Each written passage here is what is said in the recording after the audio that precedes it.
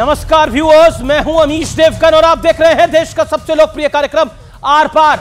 आज मैं बड़ी तकलीफ के साथ सियासत की गिरती हुई गरिमा का विश्लेषण करने वाला हूं। आप मेरे दाहिने और बाएं तरफ दो तस्वीरें इस समय देख रहे हैं और ये दोनों तस्वीरें आज सियासत की दो सबसे बड़ी खबरें भी हैं और सियासत की गिरती हुई मर्यादा का सबसे बड़ा उदाहरण, क्योंकि एक तरफ पद्मश्री अवॉर्डी और देश की जानी मानी एक्ट्रेस कंगना रनौत पर भद्दी और फूहड़ टिप्पणी की गई है, तो दूसरी तरफ है अरविंद केजरीवाल जो खुद ही अपनी सरकार को साफ सुथरे शासन का सर्टिफिकेट देते हैं, लेकिन ईडी की कस्टडी में होने के बावजूद वो मुख्यमंत्री की कुर्सी छोड़ने को तैयार नहीं है। और तो और उनकी सरकार के दो मंत्री ये दावा कर चुके हैं कि केजरीवाल ने ईडी की कस्टडी में रहते हुए दो बड़े ऑर्डर जारी करे हैं, जबकि सूत्रों का दावा है कि ईडी की कस्टडी में आने के बाद केजरीवाल ने किसी पेपर पर साइन नहीं किया है। तो सवाल है कि क्या आम आदमी पार्टी भ्रम फैलाने की चाल चल रही है? आज इन्हीं दोनों मुद्दों पर होगी देश की सबसे बड़ी पॉलिटिकल बहस, सियासत का अंगना, केजरीवाल और कंगना।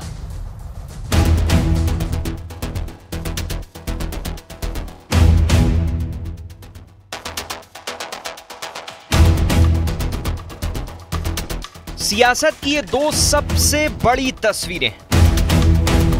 एक तरफ कांग्रेस आईटी सेल की हेड और प्रवक्ता सुप्रिया श्रीनेत के हैंडल से सोशल मीडिया पर बीजेपी कैंडिडेट और जानी मानी एक्ट्रेस कंगना रनौत पर बेहद फूहड़ टिप्पणी की गई, जिस पर सियासी तूफान मच गया। किसी भी महिला को अपमानित करना, उसके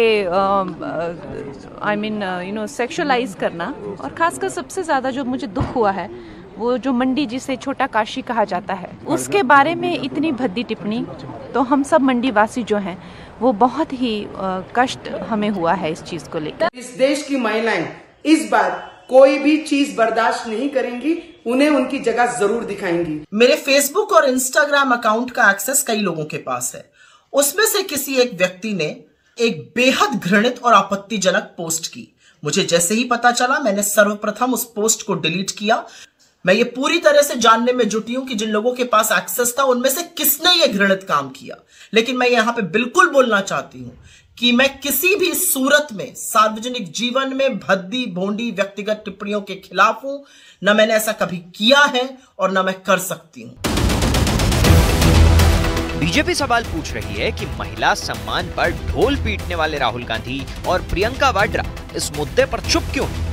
इस बीच ईडी हिरासत से ऑर्डर पर ऑर्डर दे रहे केजरीवाल फंसते दिख रहे हैं, क्योंकि ईडी सूत्रों का दावा है कि हिरासत में रहते हुए केजरीवाल ने किसी पेपर पर साइन नहीं किया और न ही उन्हें ऐसा करने की इजाजत।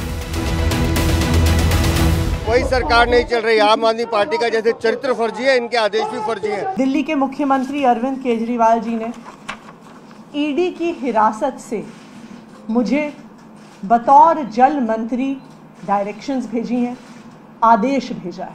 अरविंद केजरीवाल जी ने लिखा है कि मुझे पता चला है कि दिल्ली के कुछ इलाकों में पानी और सीवर की काफ़ी समस्याएं हो रही हैं, इसे लेकर मैं चिंतित हूँ। अब उनको याद आ रहा है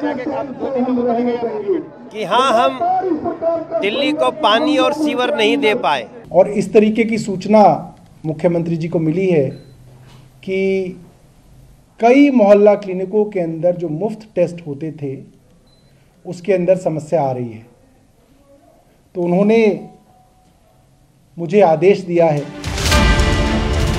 उधर कांग्रेस के बड़े नेता और कर्नाटक सरकार में संस्कृति मंत्री शिवराज एस तंगदागी ने विवादित बयान देते हुए कहा कि मोदी मोदी चिल्लाने वाले स्टूडेंट को थप्पड़ मारो। ये अवश्यंभावी हार की हताशा में हिंसा तक उतर आने की एक खतरनाक प्रवृत्ति का प्रतीक है। यह दर्शाता है कि ये राहुल गांधी की कांग्रेस का गांधी की कांग्रेस से कोई मतलब नहीं है। तो आज इन तमाम मुद्दों पर होगी देश की सबसे बड़ी बहस। और अब वक्त है आर पार के सुप्रसिद्ध विश्लेषण का, सियासत के गिरते चाल चरित्र का विश्लेषण। देखिए गिरावट नंबर 1, सुप्रिया श्रीनेत के हैंडल से कंगना की तस्वीर लगाकर मंडी का भाव पूछा गया। वाकई ये बड़ी अभद्र टिप्पणी थी। गिरावट नंबर 2, दिलीप घोष ने कहा ममता अपना पिता तय करें। दिलीप घोष बीजेपी के नेता हैं और ममता बनर्जी टीएमसी की नेत्री हैं। गिरावट नंबर 3, कर्नाटक के मंत्री शिवराज एस ने कहा मोदी मोदी चिल्लाने वाले छात्रों को थप्पड़ मारो। गिरावट नंबर 4, सुचिता का ढोल पीटने वाले केजरीवाल जेल से सरकार चलाने पर अड़ गए हैं।